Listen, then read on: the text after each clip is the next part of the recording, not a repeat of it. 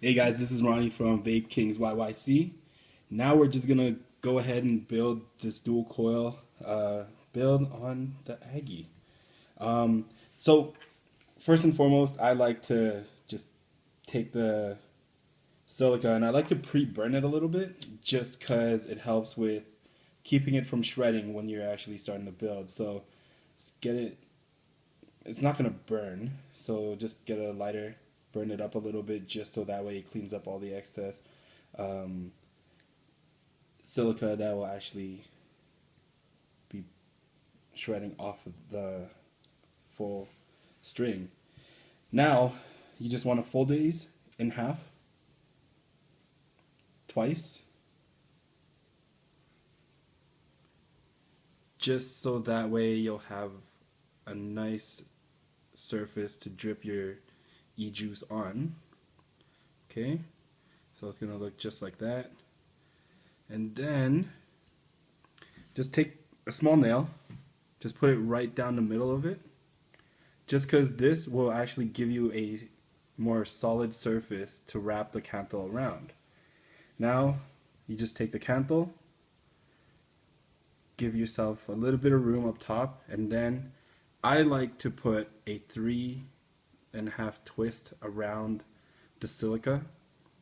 I just find it that it fires better. We'll clean this up here in a little bit and fix up the spacing between the coil. So that's 2 and 3.5. So just take the nail out. Now you want to just tighten it up a little bit.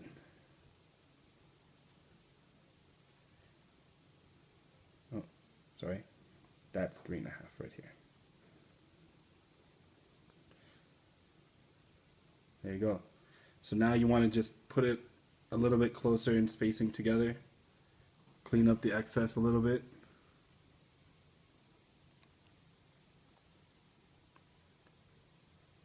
And there's your coil.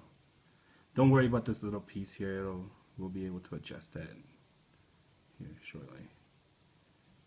Okay, so 3.5 wrap. And there you go. So this one I've actually pre-built. This one actually looks a little bit nicer. But now we're going to have the 2 coils that we're going to be putting our e-juices on. Okay. Alright. So next we're just going to go ahead and put this on the RBA. Or sorry, on the Aggie. I like to see with the Aggie, it's kind of weird. It has 2 high posts and 1 lower post. This middle one is the terminal that both coils need to be connected on, just so that way it'll fire, because that's going to be your negative post right here, or sorry, your positive post. So with this one, I like to put a little bit of bend on one side of it, just so that way it goes in better into that lower post. And then on the positive terminal, I'll just bend this in a little bit, because then that way it actually keeps it in place. So before putting that second coil on, I'll tighten the bottom post into place. Sorry, this takes a little bit of practice, only because, well, for me, I got fat fingers, so it takes a little bit of time to put the posts on properly.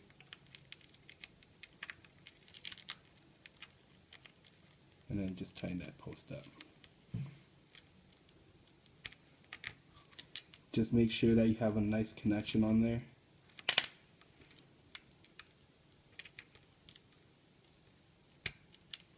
Tighten it up into place. And so that's 1 post on. Now, you don't want to tighten up your positive post on yet, because you still need to put that other coil on there. So that's why I'll just wrap it around like that and keep it in place. Next is our other coil that we still need to fix. You just want to make sure that you have nice even wraps around your silica.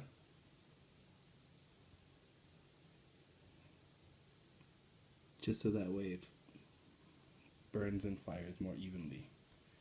Alright? So, this one, I like to put it on opposite ends.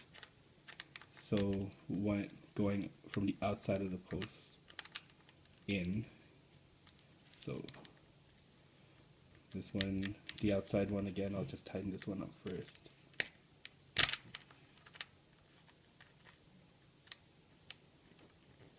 To tighten it up into place.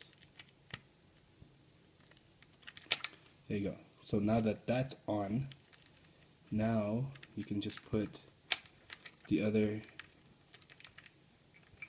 side to the positive, and then now you can tighten the positive post. Just make sure that you have nice tight connections, just so that way we can be sure that it's going to fire properly. Alright, so now that it's on, just stay tuned for part 2. Now we're going to clean this up and then we're going to test it out.